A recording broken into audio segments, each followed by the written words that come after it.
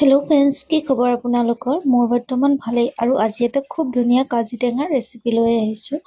যিহেতু ঠাণ্ডা দিন, টেঙা বহুত মানুহৰ খোৱা নাযায়, ঘৰতে আনি থোৱা আছিলে মোৰো, তো ভাবিলোঁ আজি এটা ৰেচিপি বনাওঁ আৰু আপোনালোকৰ লগতো শ্বেয়াৰ কৰোঁ। মই কাজি নেমুখিনি ধুনীয়াকৈ চাফা কৰি ল'লোঁ। তাৰপাছত এতিয়া মই এইখিনি পিচ কৰি ল'ম। কাজি নেমুকেইটা কাটি খুব ভাল লাগিছিলে, কাৰণ ইয়াত এটাও গুটি ওলোৱা নাছিলে। তেনেদৰে মই দীঘল পিচ কৰি কাটি লোৱাৰ পাছত এইটো এটা ধুনীয়া সৰু চাইজত টুকুৰা কৰি কাটি ল'ম।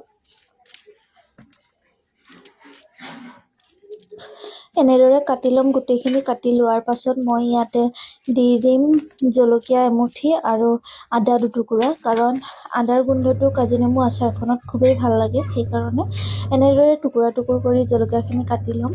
আৰু দেখিছে নহয়, ইমানটো চাইজৰ মই দুটুকুৰা আদা ব্যৱহাৰ কৰিছোঁ। এইখিনিও মই লং কৰি কাটি ল'ম।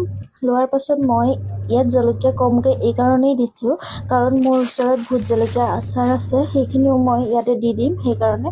আৰু এতিয়া নিমখ দি মই এইখিনি এক ৰাতিৰ কাৰণে ঢাকি ৰাখিছিলোঁ। এয়া দেখিছে নহয়, ফুটা এটা আছিল, সেইটো কাৰণে সৰু দুটা এটা পোক সোমাইছে, কিন্তু একো নাই, উৰি গৈছে। আৰু এতিয়া কাঁহীখনত ধুনীয়াকৈ মই টেঙাখিনি উলিয়াই ল'ম।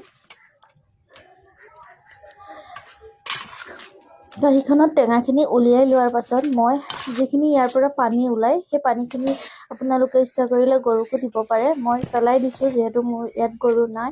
আৰু এতিয়া এইখিনি ৰ'দত দি থ'লোঁ 3 ঘণ্টা 4 ঘণ্টামানৰ কাৰণে। আৰু এখন কেৰাহীত মই অলপমান মিঠাতেল দি গৰম হ'বলৈ ৰাখি দিছোঁ। আৰু এয়া টেঙাখিনি ঢালি অকণমান টাইম মই এইখিনি মিক্স কৰি ল'ম।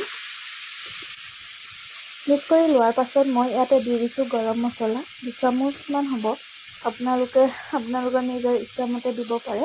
মই ইয়াত বেলেগ আৰু মছলা একো ব্যৱহাৰ নকৰোঁ, সেইবাবে অকল গৰম মছলা দিছোঁ। যিহেতু মই ইয়াত ভোট জলকীয়া আচাৰ ব্যৱহাৰ কৰিম।